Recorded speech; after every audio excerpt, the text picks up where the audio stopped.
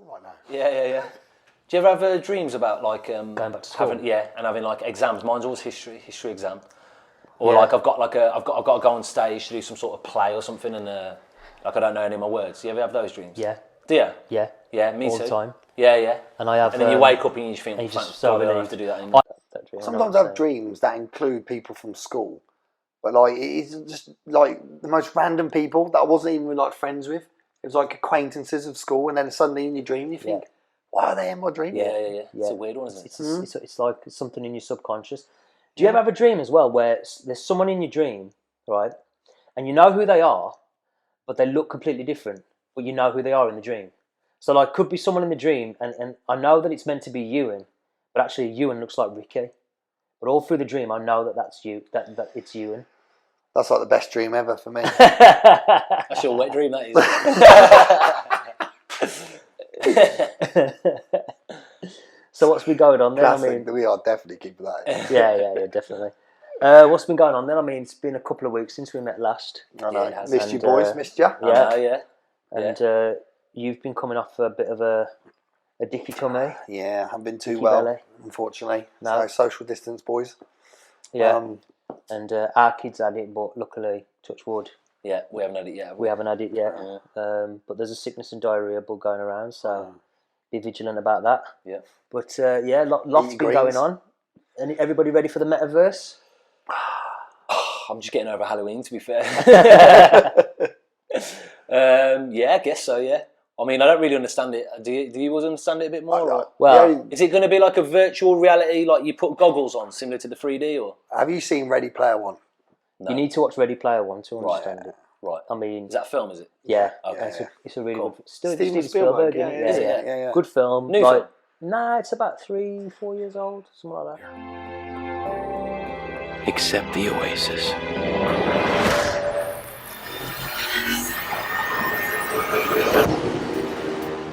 A whole virtual universe. Let me take you on a trip around the world and back. People come to the Oasis for all the things they can do. And you won't have to sit still. But they stay because of all the things they can be. Can you feel this? But part of it's actually filmed in Birmingham.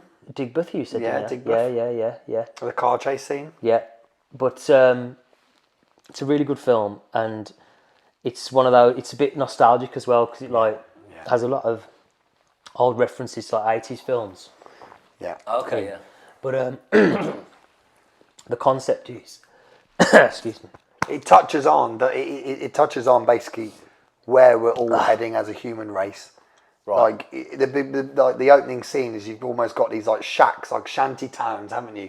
That are like, you know, these shacks are like skyscrapers, and because no one cares about the house the and where reality they live, anymore, because every day they just wake up and just go, right, let's go into. It's a little bit like Inception, then, yeah, when you're kind of in a dream world. Is it similar to that? No. It's like a virtual world. But it's like a virtual. So it's basically like they put these headsets on. And isn't that what they do with Inception? Or they put them into a dream state? They put them into a dream state. That's to plant seeds. Okay. So the real world still exists, but to like plant seeds and to extract information. Yeah, but this one now, it's like no one cares about their real world image. Right. Because they can go into this virtual world. And they've got these things like where they run on ramps, don't they? So it feels like they're running, and they've got these suits where when you get hit, you feel it, or when you get touched, you feel it. And they're all living in this virtual world, and they've got this virtual image of themselves, and nobody really knows who is who in the real world. They all just know each other in the metaverse, which is what. And that's what's being built. What's being built now. Wow! And literally, mate. It looks great. You can't argue that the technology looks phenomenal, but it's just like, how much more do you want to let Mark Zuckerberg into your life? Dad? I'll message him. All right, see you at home. This place is great, Boz, but there's something I gotta get back to. All right, so that's a glimpse of a few ways that we're gonna be able to get together and socialize in the metaverse. It's a ways off, but you can start to see some of the fundamental building blocks take shape. First, the feeling of presence. This is the defining quality of the metaverse. You're going to really feel like you're there with other people. You'll see their facial expressions, you'll see their body language, maybe figure out if they're actually holding a winning hand. All the subtle ways that we communicate that today's technology can't quite deliver. Yeah. I mean, he's already like ingrained in how many Facebook accounts are there now? Isn't it like 1/3 of the Earth's population or something? So, Yeah. I'm gonna fact check that and see what's going on. But he's already in so many people's lives. The data that he's got on all of us, and then if you want to get conspiratorial, there's all the talks about your phone's listening to you, and you talk about something, the next thing you know, you get an Instagram. I've had that a couple of times. I've had that a couple of times the last week, actually. Lads, just quickly, roughly 2.91 billion monthly active users. And what is there, 7.7 billion people now, is it, or something like that? So, yeah. So that's yeah, like it's nearly about half. nearly not half. far off. Not far off half. Yeah. Wow. That's mad. So That is mad. Right, and he's already got data on all of them. And So now, he's going to use that data to put into this metaverse, is he? No, I mean the data's used. The data that Facebook gathers, it's all just used for advertising, isn't it? Yeah. Well, they say that we're kind of in like a data war at the moment. Everyone's trying to extract data from you. That's why, I mean, pretty much anything you do now online, they'll ask you, oh, just quickly sign up here. And they'll always kind of try and lure you in through, this is free or that's free. All we need is just your name, your email, your address. Yeah. Yeah. You know what I mean? Well, the thing is, it's like there was a saying in marketing years ago, and it was the money's in the list. And it's like people used to just collect. So the thing is, right, the reason you always get asked for an email is because so many people are just willing to give their email away. You're not willing to give your phone number away because that's a bit more intrusive. Yeah. You're not willing to give your physical address away, but your email, what's the harm if somebody has your email? They're going to send you a nasty email. Yeah. So people do that, but like when you do that, there are companies that are just actively collecting all this data, compiling these lists, and then you get put into like a list of males aged between 20 and 35, and then if they know that you're into UFC, you go into that pot as well. If they know that you're into Nike trainers, you go into that pot. So then a company can go along and they can say, right, we'll pay you for all the data you've got on anybody who fits this criteria. Yeah. Anybody who's into UFC will pay for the data, and that's why it became a big industry, data collecting. Yeah. But now it's just even with social media, and they can track so much about your activity. How often you check it, how long you spend on it, the type of sites that you're going on, the type of people you're interacting with, how you're interacting with people, the type of language that you use, all that sort of stuff. All these little things that you just think are just innocent little interactions on social media, it's all just feeding to their data. I know. Their profile that they're blows my mind with, when obviously you're scrolling through, right? So obviously if you're scrolling through like kind of mindlessly and then you stop on a post, right? They're almost recording how long you're stopping on that post for. Yeah. So and how you're interacting with that post. So like, I've stopped on a post of a cat and I'm looking at it for 3 seconds, but for the rest of the evening, it's realised that actually I've only stopped for 1 second on other posts. So that must mean that I'm interested in cats. So suddenly, what do I see the next day? More and more cats on my feed. It's just unbelievable how the algorithm picks this all up. Yeah, because I just get like loads of stuff on. Saying that, if I look at something like, if I watch a boxing clip on Instagram for a while, for the next couple of days, that's all I'll get in my feed is boxing. And then if I look at something about like investing or business entrepreneur, that's all I get for the next few days. But the thing that's quite...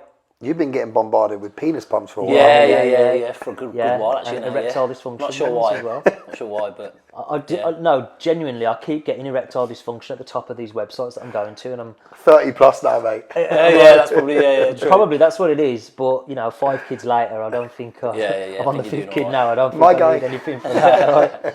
Right?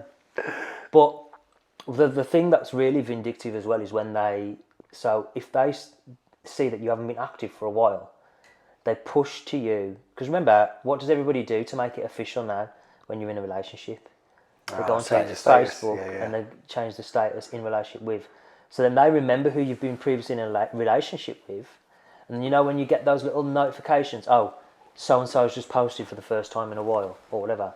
They do it based on your previous relationships, because then that entices you to go in and see, oh, what's my What's my previous person up to? Yeah, is that true? Because I get some real 100%. random people that come up on mine when I'm just like, why are they telling me that? Yeah. Like someone's uploaded a photo and I don't even know who the person is. Yeah. I get that a lot. Yeah. It's I just to suppose entice you. it It's to works entice though, you doesn't back it? It in. works because you Yeah. get that notification. You're like, what? I haven't spoke to that person in time. What's this going on? And then you click on But it they'll and see bam, that at some point you're in already time sucked you used in, to aren't probably you? interact with that person in some way. Right, yeah. So maybe you had a conversation with them in Messenger, or maybe you had, some sort of interaction with them, and then they'll see, it's been a while, so let's try and entice you to come back. Yeah. But yeah, there was this because there's that documentary on Netflix about it, isn't there? I can't remember what it's called. Social Dilemma. The Social Dilemma, that's it. Yeah. And they talk about it in there, how what they do is they actively send you a little notification. Obviously, if you're still friends with your ex on Facebook, so and so's done this, or so and so's just posted something new, check it out, and it entices you to go back. Because all they want you to do is they want you to be on there as much as they can. Yeah. Because the more people who are on there, the more people who can be advertised to, and the more revenue they can get. And you do slip into this kind of like zombie state of mind, don't you? And especially when they introduced the endless scroll. Because we all remember previously, we'd go on Facebook, you'd scroll through, and then it would say all caught up. Yeah. And it's same on Instagram. So you're all caught up, so you'd be like, oh, well, I've caught up with everyone I follow, etc. I can put my phone away now and get on with everyday life. But now, like, you get into a state sometimes where, like, I'll be on my phone and I'll be like, oh shit, like 20 minutes have passed. Like, I only want to check something for 5 minutes. Done, yeah. Easily. You just find yourself watching like boxing videos, UFC fights. Well, that's it. Then Anything. I've watched like old UFC clips of like them arguing in the house. I've probably watched the same clip like 6 times. Yeah. Just the same clip should come up and I just keep watching them. Bro, watching like packet noodles to fix furniture. We've all been there for that sort of stuff. Yeah, you know what I'm talking about, don't you? Yeah. Where they put it underneath. You think like, what? How's this going to work? But it works. Yeah. So go on, what's going on with this metaverse then? So we're creating a world outside of this world into a virtual world. Is that what's going to be? Yeah. Yeah. You know, Right. it's literally something that you'd probably see in Black And would you Mirror. have to pay to be in this world? And the more you I pay, don't really the better know your character yet, can but be. It'd have to be monetised in some way, wouldn't it? well, Yes. it's probably monetised the way Facebook is always monetised, which is through advertisement. Right. You know. But if But I'm now- going into this world now, like, can I choose who I'm going to be? Yeah, like. You can choose how you want to look. You Right. can choose what gender You'll you have want an to be. you'll have an You avatar. could either be an alien if you want. You could be a robot. You could be whatever. And it's like I reckon now, instead of you like scrolling and seeing an advertisement, you'd be like probably walking down. You look at it a on hall and you'll windows. see like a billboard there, or suddenly this video will pop up or whatever. Like, I mean, to be fair, Is this really going to actually take off though? I don't know. well, To a degree, but I don't think we're going to have a Imagine reality when where people you've got. first said about Facebook. exactly. True, but are people going to want to get out of this reality and into? Well, maybe actually. Yeah, of course, yeah. I mean, look at the state of Yeah, the world now, true. and look at like with this kind of Imagine ties if you live in into- Tipton. Of course you're going to do that. Imagine if you live in offence to anyone living Norfolk. in Tipton. I think they've already got it in Norfolk actually. Need it. where That's why I moved piloted to it. Wolves. What the awful lot. Imagine now, right, with all this talks of like austerity and households like being charged, going to be charging more tax and losing more universal credit and all this that's gone on with the pandemic and everything. So many people are going to want to just escape their everyday reality. Yeah. And this is why it's dangerous, because this is giving people have already got a digital version of themselves, right? Filters and everything. Big time. Now you're taking it to another level where no one's going to care about the person in the real world. Why do I need to keep in shape? Why do I need to look good? Why do I need to keep my house looking nice whenever, when I can go to this virtual world and just live in there? Yeah. And it kind of reminds me of the scene in The Matrix, Just thinking that. where Cypher wants to go back into the Matrix and he's eating that steak. Yeah, And he's like, yeah, I know that this steak's fake, Yeah. but my brain will tell me that it's real. Yeah. And one Yeah. thing I've learned is ignorance is bliss. Yeah. And it's like, what would you really rather have? Would you rather live in, like a perfect reality, Yeah. but it's not real? Or would you rather live in this reality with its flaws, but it's real? I know what I'd rather do in that case. I'd go back into the fake reality. Would you? Yeah. Oh, definitely. Because it looked 100%. terrible outside of reality, like It did, yeah, but and it looked nice in the real, in the fake reality. Yeah. So I'd probably just go back and go in. The fake reality. It's just like once Ricky's going to betray us all. once you've like been enlightened though, to know that it is Fake. fake. Yeah. You know, I don't know. Could you go back? I mean, I know in his case he wanted to go back and he Forget wanted about memory yeah, wiped yeah, or whatever. But yeah. I don't know, man. It's like one of them. Yeah. And how deep is this going to get as well? Well, Like- because when he was like on the video I saw on YouTube when he's kind of explaining what the metaverse is, etc. The metaverse itself has like I suppose that's kind of like the overall umbrella, and it's got different kind of roads you go down. One of them is like the metaverse work or something, and he was saying about sitting at your desk in the morning, putting your glasses on, and then you're in that office environment with everyone else. Yeah. Right, so that's your work. So you sat at your desk with your glasses on, right, and you've got all your colleagues around you. You can, press a few buttons, and then you're in this virtual board meeting as well. And some people as well can be physically present, so you can then show yourself as like a hologram, etc. So that's your work life. But then you take those glasses off, and you either maybe put another pair of glasses on, or you press a few buttons, and then suddenly you with your friends doing a virtual poker game, etc. It's like in a virtual nightclub, or when are you actually going to be? You can see that it's going to be such a slippery slope into. You're going to be spending more time in the meta universe than you are in the real world. And the thing is as well, it's like scary, we'll be introduced to this, and we'll know what it's like to have gone into a real nightclub or to have gone to a real theme park or whatever. So we'll be able to make that distinction and know whether it's for us or not. But the new generation now, the younger kids now, it's going to get to a point where for some generations they'll never remember a time without Facebook. No. And then they'll never remember a time without Meta, the Metaverse. And so how will they ever know what the real world is actually like? How will they ever be able to make that comparison if all they're ever doing is... It's a little bit mind-blowing because to them, what is the real world? The metaverse kind of is the real world to them because that's all they know. That's what I'm saying. But is it going to really go that big though, where that's all they will know? There'll still be... You'd like to think there'd still be nightclubs as well, wouldn't you? I don't know. I mean, I read a stat yesterday, right? More kids play Fortnite than baseball, basketball and football combined. Yeah, I can believe that, yeah. Right? Yeah. So it's like... We say, how deep is it going to go? But we know that these sorts of technologies, they're engineered in a way to become addictive. They trigger the same pathways in the brain as like heroin, cocaine, all these things do. And Mark Zuckerberg is not a daft guy, right? No. He's managed to get, like we said, over a third of the world's population onto this platform now, right? And just think of how many hours a day combined are spent on Facebook. Like how many productive hours combined in the world are spent a day on Facebook that he's been able to capture.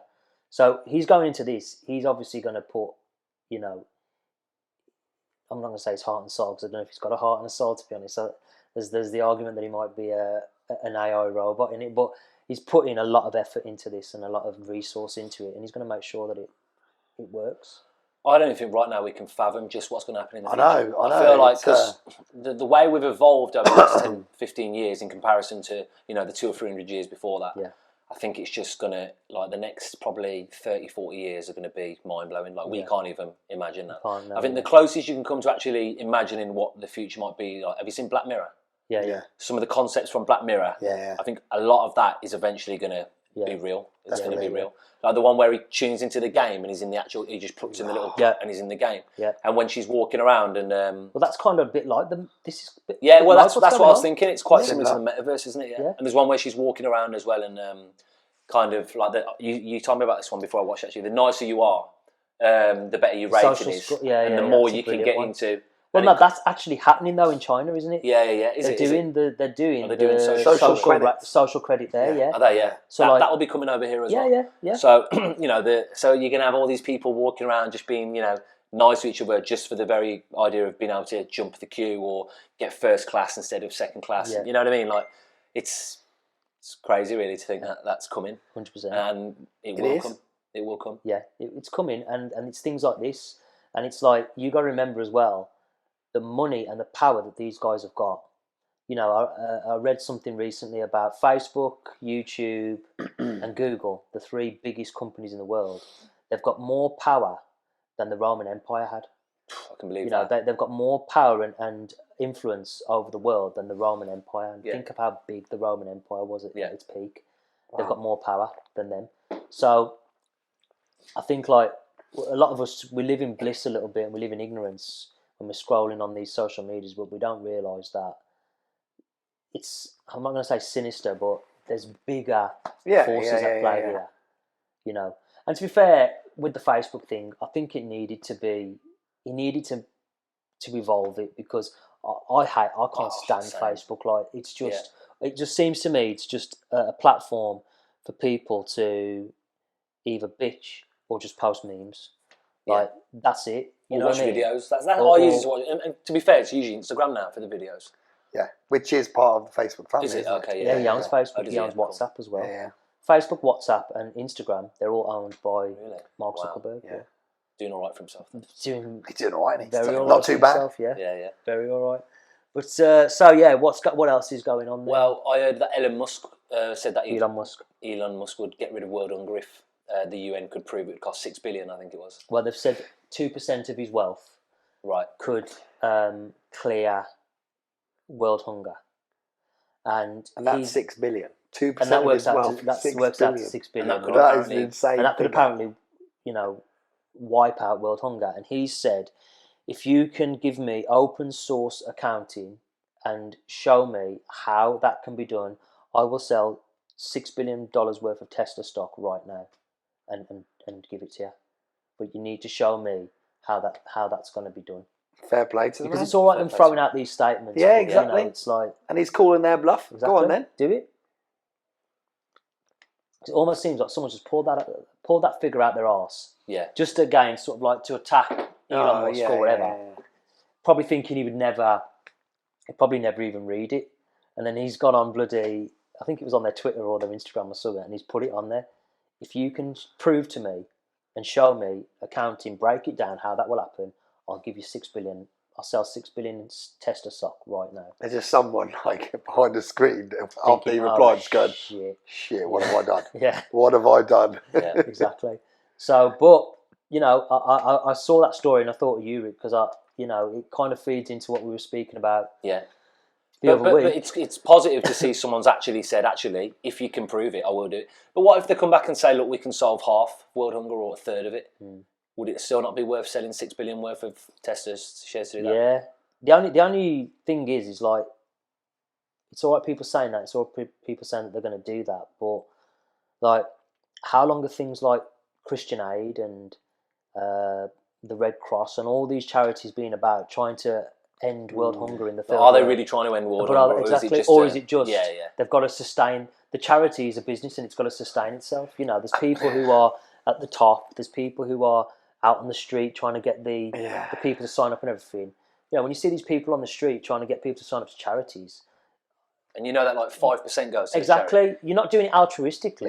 You're doing it to make money. Yeah, but their argument is, well, 5% is still better than nothing. And that's where you come to a point where you almost think twice about giving, because you think, well, I'm not just going to give to you to fund some rich person in. You know, I want to give to charity, and I want to know that it's all going to charity. But a lot of the time, you think to yourself, well, probably a lot of this isn't going to actually get to charity, so it's not. What's the point? And the charity itself is just a business model. I mean, I know of a local charity that was set up in Wolverhampton. I'm not going to mention the name, obviously, but I know someone who worked for this charity, and it's one of those charities that collects clothes. Yeah. Oh, it's cash for clothes scheme. One of those, you know, those sorts of things, right? And people give these, you know, clothes, thinking that these clothes are going to go to Africa and clothe like a child, but they're not. The clothes are taken, they're recycled, they're reused, they're sold on to, you know, companies to recycle them, and then the pittance that they pay for it, part of that, and I mean a small amount of that, actually goes to people in Africa. They don't get the clothes and they don't get all the money from the clothes. They get like a very small percentage. But people giving automatically just assume that clothes aid. Oh, I must be, so I don't want this top. Someone in Africa will be able to wear it. It'll help Exploiting them. our goodwill, aren't they? Exactly, and that's what it is, and that's why my attitude to charity is like I'd rather give to a local charity that I know that how it's going to be used. I know that they genuinely need it. I mean, our mum used to be on a committee for a local school for disabled kids. Very, very underfunded school, wasn't it? Because they needed like so much money for like per kid, but they only got funded like a normal school. So I used to feel happy giving money to that because I know that they genuinely need it, and I know that every penny that I give is going to go to that school. You can see firsthand the results. Exactly. Yeah, you could see the people working there were just doing it for the for the kids. They definitely were. But when you're giving to like one of these big multinational, international charities, like cancer research. They've been trying to research cancer and the amount of millions and millions have gone into that, and they don't seem to be that much closer to actually curing cancer. And I remember, I mean, there's all sorts of kind of like other medicinal properties of like, and it's almost like they don't really want to explore that avenue. They just want to kind of, So. Well, no, I get what you're saying, and it's probably quite controversial to say this, and I'm not going to try and, I don't want to disrespect anyone by saying this, but obviously if they cured cancer overnight, then suddenly their whole just the business whole model industry collapses. Well, that's kind of, but you've got to think about like how many sub-industries come from the cancer industry. So suddenly tomorrow, okay, cancer was cured, and anybody watching, if you've lost someone to cancer or you've got cancer, obviously, we empathise with you, and this in no way is sort of playing that down. But if cancer was cured tomorrow, just things like the chemotherapy machines that are made, they're all gone. All the specialists in cancer who've spent years and years and years of training, they've all gone. All the pharmaceutical drugs that go towards cancer, they're all gone. Then all the charities that, are providing livings for people and whatever who work for that charity, they're all gone. The care homes, it's a whole industry is gone. Well, the thing is, these like industries of like, these illnesses, it's big business, isn't it, for pharmaceutical companies? That's why a lot of the time you've got these pharmaceutical companies that are actually funding, or they're kind of like getting backed by like fast food companies, or they're lobbying for like meat suppliers, or there was some sort of tie. I saw it on some sort of documentary, and they're basically obviously there's a lot of ties between meat and fast food and processed foods causing cancer, and yet they're kind of backing those companies or funding those companies, or sponsoring those companies, should I say? Yeah. So it's like, why are you sponsoring something that causes cancer, and at the same time you're a pharmaceutical company that's meant to be? So there's that link there. And it's not just that they're backing it. It's that they won't do anything to educate people on how they can, reduce the risks of getting cancer. Yeah. Just like things like exercising 3 times a week reduces your risk of cancer. Not smoking. We all know that not smoking reduces your risk of cancer, but there's still not much of a push on anything to really look at lifestyle. Well, it was when there's a factor, like when the whole COVID thing was happening. I think the first thing it should have been above everything else was, look, let's everybody increase your immune systems as best you can. Plenty of exercise, plenty of fruit and vegetables, and none of that information was getting put out there. Yeah. Well, we have to you have to take it into consideration like that. The Western countries were hit worse by COVID than other countries. Yeah. And it there might be a correlation, but it just so happens that those Western countries also have the highest rates of obesity as well. Yeah. And osteoporosis as well. And osteoporosis and heart disease and all these. Yeah. So is it that, we got hit worse by COVID because we had a worse variant or something, or is it because it's immune system? We physically our bodies weren't prepared for this. 100%. Like our intake, our recommended daily allowance of fruit and veg over in England is 5 a day, isn't it? Yeah. I think, is it in Japan? It's 17 a day. 17 a day is a recommended intake of fruit and veg. Yeah. And Because how many bear in people mind, they're probably just frying up stir fries. stir fry? Yeah, And it's easy done. Like, you know, you do a stir fry, you have a smoothie, or you have a juice, and, you know, that's kind of the lifestyle you should really be leading if you want to have a really, really healthy lifestyle. And with that kind of lifestyle, your immune system is going to be very strong. So but over here, it's 5 a day, and a lot of people aren't even getting 5 a day. Not even getting 1 or 2 a day. Yeah, some people aren't even getting any a day. Obviously, I used to be a teacher, and one of the things I taught was nutrition. Yeah. And obviously, when we start at the beginning of the year, when we start teaching nutrition, we get the kids to do, like, you know, food questionnaires and look at their own diet, because you've got to look at your own diet before you look at somebody else's. And it never ceases to amaze me how bad these kids' diets are. Like, on my worst day of eating, right, and I'm not saying I got the perfect diet, but on my worst day of eating, it's nowhere near as bad as their best days. Like, I'm talking getting up in the morning and, you know, your breakfast is a can of Monster and a pack of cookies. And then literally, you know, kids who are having a different takeaway every single night. Well, Monday's McDonald's, Tuesday's KFC, Thursday we have Chippy. Like, and you just you've got that going into your body day in day out as fuel, and you wonder why you're feeling constantly lethargic. You wonder why you can't concentrate. You wonder why, controversial this may be, but ADHD's on the rise, etc. Yeah, sugar. Do you know what I'm saying? And additives and preservatives. Yeah. And the thing is as well, like, when you're young, depression as well. Depression. That's got to be a part of it. Poor diet, 100%. Yeah, it's social media and poor diets as well. Yeah. But when you're young, right, you know, you think you can eat what you want and you're invincible. And yeah, you know, okay, you might be going through life now and you're having all these sweet drinks and energy drinks and not eating any fruit and terrible diet, drinking every weekend. And yeah, you look great. You know, you're going to the gym, you're working out, blah, blah, you've got a six-pack, you've got abs, all that sort of stuff. But it's number one, what you do, we spoke about this before, what you're doing to the inside of your body. And number two, what are you going to look like 20 years, 30 years down the line? Yeah. Because it catches exactly. up. Of course it does. You know, it always catches up, whether it's externally or whether it's internally, it catches up. And again, just like we said, we spoke before about, you know, kids not really learning the right things. Why is it that you have to do, like, personal training? I taught personal training. You have to do a level 3 personal training course to really go in depth and learn about nutrition and lifestyle. Yeah. Should we not be teaching that should to be a every given, single shouldn't child? it? You would think it would just be embedded into the curriculum. And it's like you said, if you don't know, then you don't know. I mean, I've had conversations with people which is almost hilarious to tell them that the Mars protein range isn't good for you. Yeah. Do you know what I mean? Just because Mars bars have put protein on the packet, suddenly they're drawn to it and gone, oh, it's protein, it's obviously good, I'll have 4 a day.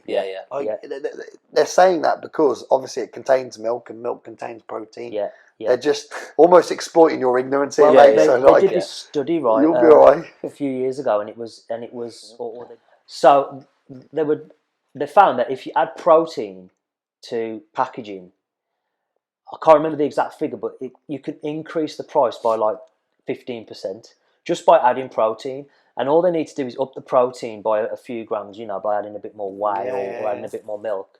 But people, they kind of managed to convince people that protein was a correlation to health and fitness. Yeah. You know, and again, it's all just marketing. It's all just marketing. Let's simplify something, okay? In this case, let's simplify protein, okay? And let's just make people believe that, you know, to get big muscles, you've got to have protein. Therefore, if something's got protein in, protein good. Yeah. But what they don't realise is, you know, it's a very, very cheap form of protein, okay? It's high in, like, IGF-1 and all that sort of stuff. Yeah. And you don't need that much protein. Like, having that extra protein in that chocolate bar, number one, it's in the chocolate bar. So even if it was good for you, it's wrapped in all this sugar badness. But number two, it's not really going to have any massive effect. Also, when you're concentrating your diet solely on trying to get protein, like a lot of people do, a lot of like young men and women do that. We were at that. We were like that. I used to. I mean, because obviously we're vegan now. Well, we're plant based now. But when I used to eat meat, I'd go to have an all day breakfast. And I'd see 2 sausages, 2 eggs, 2 bacon on my plate, and I'd think it was healthy it's got protein in. Yeah. And I'd come from the gym, or I'd go and have a big platter of meat, and I'd feel like, oh yeah, protein, like this is going to make me hench. But if you're concentrating all your dietary requirements on protein, think of all the nutrients you're lacking from eating your cabbage, your salads, your tomatoes, your broccoli, all these great vibrant vegetables and fruits that you could be eating, and all you're eating is processed sausages and bacon. Yeah. You're not going to be healthy doing that. And I mean, even you eat like liver and stuff. Yes, I was going to touch on that. Obviously, I'm not plant-based, so I do eat meat. And I think one of the key words you said there was processed. Yeah. Because I mean, obviously we've got a little bit of different opinion when it comes to diets, but I eat meat, and I know full well that the heavily processed meats, they're going to lack the nutrients. But actually, if I go towards kind of grass-fed beef or stuff like liver, kidneys, which are high in nutrients, then you are going to extract more than just your wall sausage or something. Yeah, of course, yeah. But even then, it should still just be a small part of your plate, and then the rest of it should be, quantity, isn't it? Yeah, it's about getting the balance right. If you are going to eat meat, obviously you can do it in a healthy way. I mean, Cristiano Ronaldo, look at him. He's a very healthy male. Eats meat or eats fish, chicken, but he has a lot of nuts, grains, fruit, vegetables, no processed foods, no sugars. Balance, isn't it? Well-balanced diet. Yeah, but I think definitely plant-based diet limits the availability of just thinking, oh, go on, I'll just have a bacon sandwich. Yeah. Like I've been out with people before when I first kind of went plant-based, and well, to be honest, I don't really eat that much meat anyway. On the same day, they've had a bacon sandwich in the morning, and then they've gone out and had a chicken wrap on the afternoon. And I'm thinking to myself, you probably eat a bit more meat than you actually believe. But whereas when you cut meat out completely, it stops you from just being able to go and get a bacon sandwich or get a chicken wrap. And instead, you've got to think, oh, well, I'll have to get a salad with some couscous, or, you know what I mean? And it just pushes you more towards the better choices of diet, really. Yeah. Yeah, I think yes and no these days, because I think as plant-based is becoming more mainstream, I would say that you do see a lot more processed plant-based products in the store. Yeah. So about 4 years ago now, I went vegan for a year. And I remember even 4 years ago going to like the vegan section of like Tesco's, and it being, a small section, and the majority of my food had to be kind of fruit, veg, etc. And I'd be creative in the kitchen. Yeah. Whereas now you go to Sainsbury's 4 years on, and you've got pretty much anything that's looks like meat or is animal based, but then they've obviously put a vegan twist on it. And some of them, when you look at the packet, are heavily processed. So you do have to be. You can't just think plant-based healthy, because that's not always the case. And it is nice to have those options available. I mean, I had one of those Beyond Burgers last night actually, and it was nice, like as a treat. But then I coupled it with some brown pasta and a lot of like salad, and we had some red cabbage with it, broccoli, and all that. So. Yeah, it's nice to have those options available. They're not healthy, but you got to do things in the right way. And I think with any diet, it's got to be done in the right way. But those items are quite expensive in comparison to just going out and getting. Yeah. Well, I guess I mean, the cheapest food on this planet is vegetables, fruit, grains, rice. Pasta, and that's probably the healthiest food for you, really. I think. Yeah. It goes back again to just educating yourself, doesn't it? You're educated enough to make those informed decisions. Yeah, and you've got to find out what works for you and what works for your body type. And definitely, we spoke about this before, like your ancestral lineage as well. If you've come from, so for example, we're half Indian, okay, first generation in this country, we are. Probably, other than our dad, every generation before him was probably most likely heavily vegetarian. Yeah. Simply because, one, religion, two, access, and three, finance. It's expensive to eat meat. So when you're first generation here, Indian, and you start eating a lot of heavily processed meats, and you start drinking, and you've got all this rich food, abundance of rich food, your DNA hasn't had a chance to catch up with that. Whereas when you've had thousands of years of your ancestors eating meat and eating dairy and whatever, you can cope with it a lot better. So that's why you see really high rates of heart disease, diabetes, diet-related diseases in the Black and Asian community. In the Western world. In the Western in world, India, yeah. it's really low, isn't it? Well, you spoke about this before, though. In India now, Yeah, as okay, it's going becoming through more a Western, Westernised, obesity yeah, and you're pandemic at the getting, moment. more affluent. Yeah. Same as in, parts of China as well. Yeah. As they're becoming more Western and more affluent, and they want to sort of replicate the Western diet a bit more, they're now seeing like obesity and heart rate and heart disease and all that starting to increase there as well. So it's all just about, I think you have to be careful about, well, when you're plant based, you have to be careful about maybe alienating people by sort of saying, well, meat is 100% bad, and you know what you're doing to the animals and blah blah blah, because that's a bit of a slippery road to go down. Because really, unless you're living like a monk, there's always going to be something that you're doing where someone or something else is exploited. Yeah, of course. But it's just about, everything in balance, everything in moderation. If you're going to eat meat, fine, do it, but make sure, it's high quality meat. Make sure that you're not eating too much of it. Make sure you're limiting your red meat, you're limiting your processed meats, and just find what works for you.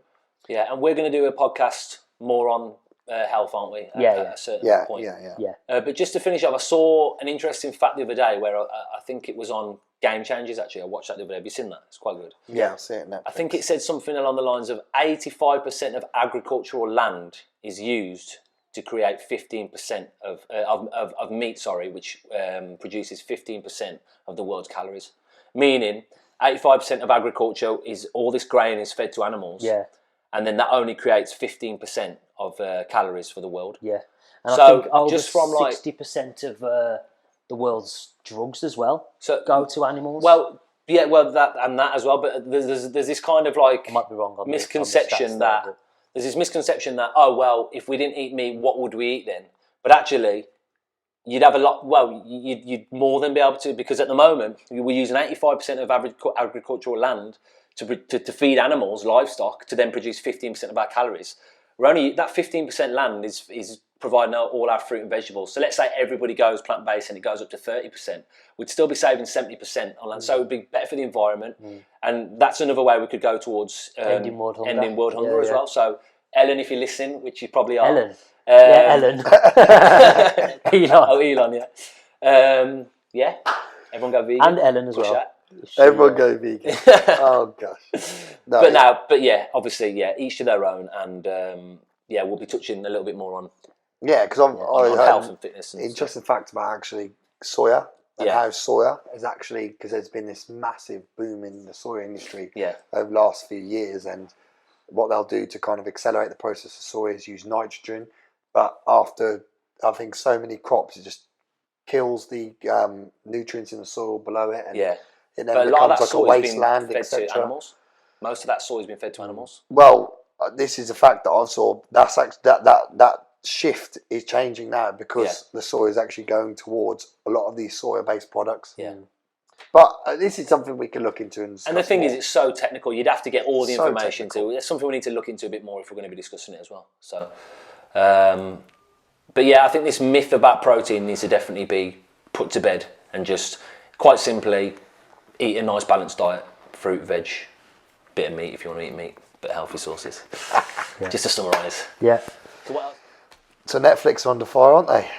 With the whole Dave Chappelle saga thing, yeah. So what has actually? I know he's made a joke about the LGBT, particularly the transgender community. Yeah, I haven't actually seen the stand-up yet. I do need to watch it, but obviously, he's done this Netflix special. It's released. It's funny because our conversations always seem to go back to this LGBT, like transsexual type. Like it comes across like we're quite obsessed, but we're not.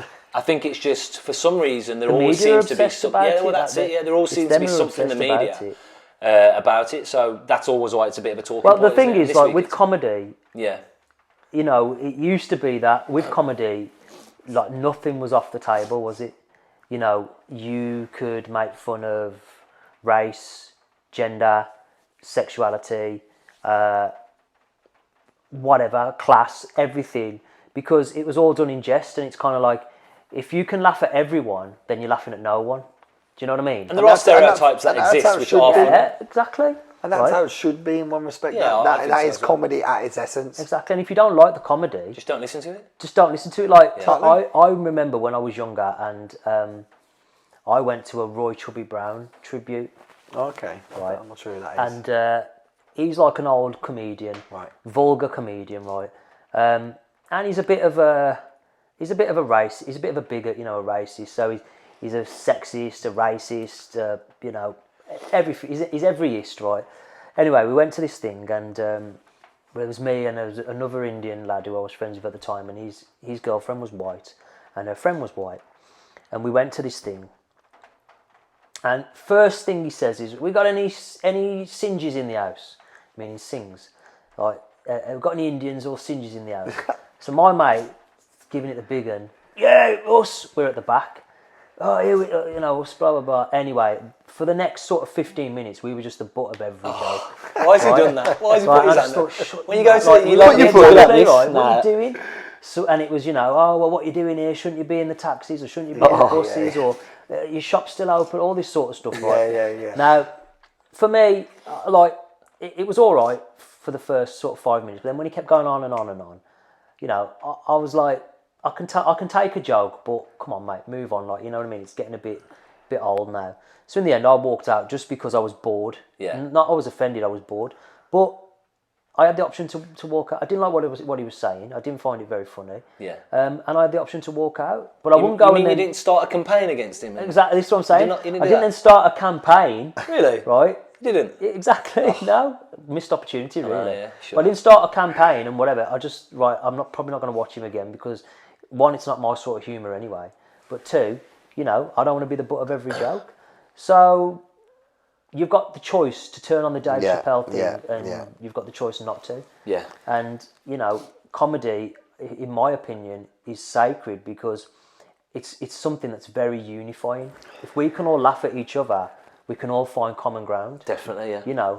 And I think like if you go back to like the 60s and the 70s, it's how a lot of people, anyone who's ever worked on a building site or anything like that, or you've probably worked with working class men or whatever. Yeah, that's how they bond. Oh, 100%. Everybody takes the piss out of the course you Polish do. guy, Of course you do. and everybody takes the piss out of the Indian guy, but then he takes the piss out of back, and it's just how we bond. And it's how you get a feel for your fellow human, and it's almost like testing them, isn't it? And I think us males in particular, we do that, don't we? You when you introduce a new male, or a new male might come into your social group, you test them a bit, don't you? You see if they're on that same level. You see if they're going to be resilient and stuff. So you poke them, you make a few jokes, and they can take it. They can give banter back. Yeah, we'll accept them in. Yeah. But if they're going to be a snowflake and run away and cry, then it's like, then exactly, and no one's going to want to say anything. And what we're going to end up with is a world that's very vanilla, very bland. Everyone's scared to say something in case they upset one person, and just like that you might want to get it up now, but just like that thing that you said the other day, half the time the people who are making the complaints, those in glass houses should not be throwing stones. Well, this is hilarious, isn't it? And obviously you boys have, made a little joke about it starting a campaign, and that's directly in result to obviously the person who's kind of said, all this about Netflix, and is kind of leading the movement of boycott Netflix and Netflix on transgender friendly, etc. Is this let me get this right, transgender lady. Yeah, male to female. It's male to female, yeah. But back in the day, around 10 years ago, when you go through her Twitter feed, she was saying outrageous comments. I think it's even more recent than that, but loads of anti-Asian comments about loads Asian in the terms of, because in America, Asian is referred to as like Chinese. Yeah. And all that. So I'll just read one out just for you guys. So in 2010, she wrote a tweet: Latino and Asian businesses need to stop being rude and fucking disrespectful. I know it's a lot to ask in California, but please just speak fucking English. Wow. But that's just one of like that's just one of. I mean, there's like 20 on my talking about karate chopping Yeah. Asian bitches necks and all this sort of stuff. But you know, this is the person now who is getting up and saying that person's saying nasty things about me. I know. Let's all live in harmony. Let's all live in harmony and Sure about that, love. at the head of this campaign. Yeah. And just again hypocritical, just totally hypocritical. But fair play to Dave Chappelle. What's he said? Standing his ground. Yeah. He's not going to back down. He's not going to. And this is how I respect. This is why I respect him. Like, this is a guy who, arguably is one of the funniest comedians of this generation. I watched a little bit of his program the other day. Personally, it's not for me. Yeah. Right. I think some of his older stuff is funny. Yeah. The recent stuff he's done, it's not my taste. Yeah. Right. Yeah. But the general consensus is he's one of the funniest. Yeah, he's seen as a bit of a goat in that game, and he's been around for so long as well. And then he's just taken, he went to live in Africa, didn't he? Did he live in Africa for a bit? Pretty sure. I know he went off the grid for a long time, didn't he? I think he was living in Africa for a bit when he had that big, was it something like 10 years he had away from? Yeah. Was that following like a TV stint or something like that? I think something like that. Yeah. Anyway, he went away and, turned down like a $100 million contract with Netflix and all this sort of stuff. And he's like, now could probably lose a lot of money. There's a film that he did, a documentary that he did following him around his stand-up, his comeback tour. Right. And he was invited to all these different film festivals and things like that. Every single one has retracted the invitation now. What, to Dave Chappelle? Yeah. Every single one. Netflix are the only platform that are still giving him a chance. Well, I heard she did really well actually with her Netflix boycott. Who did? The woman we're on about. Yeah, I heard she got 12 people to stop. I was going to say, yeah. for 2 hours. There's like 10 people on it or something like that, yeah. 10 people stopped watching Netflix for 2 hours. Very effective, yeah. GoFundMe campaign. Exactly. Yeah.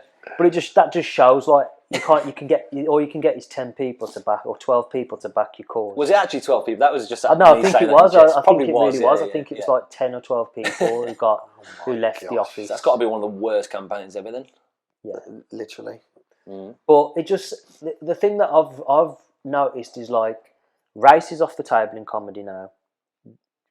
Gender and sex is off the table. So there's this thing now of what can you joke about? The things that people joke about are men, particularly white males, and children. Lots of kiddie jokes. Really? Yeah, and lots of female, especially female comedians, joking about being a slut. It's great to be a slut. Right, it's great to be empowered. It's great to not have kids. My third abortion, I realised that being a mother wasn't for me. All this sort of stuff. That's what it's all turning to now. And that actually, we'll probably pick up on this next time, but there's a big craze at the moment, and I'm going to do a bit more digging into it before I go into depth on it today, because I only read about it this morning briefly.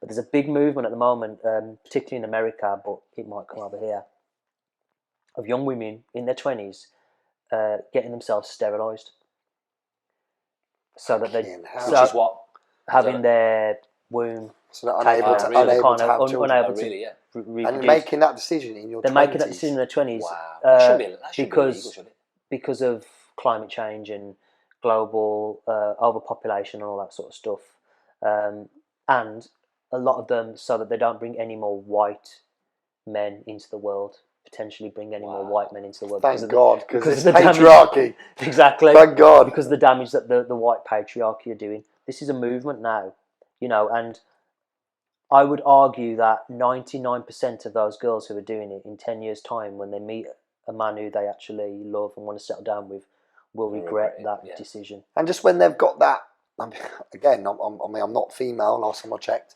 but when they just have that natural urge, as I imagine lots of females do, to just reproduce. Yeah. What are they going to do? Well, this is it. Because it's non-reversible, isn't it? It's non-reversible, yeah. So bloody hell. It's this movement is tricking young girls into thinking that it's all about going out, getting a career, making lots of money. I don't need a man. I don't need kids. Blah blah blah. And then by the time they actually realise that it's time to I do want a kid and it's time to settle down. After the age of 30, it's all right for us. We can have kids till the day we die, but after the age of 30, for a woman, that sort of the hourglass is tipped the other way, and you know you're on borrowed time really with how long you've got to reproduce. You've basically got like the next 10 years really if you want to have kids. And in that 10 years, you've got to find somebody you want to settle down with, know that you want to settle down with that person, know that you want to have kids with them, then have kids with them, then decide, leave it a couple of years to have another one if you do want more than one. So, yeah, it's a really... I think that's interesting, something we should definitely look into further and discuss. Yeah. Definitely. I think that's probably our time though, isn't it, for the that's for the day? That's a heavy bit of a cliffhanger to oh bloody hell! to leave it on, but I'll do a bit of research on that.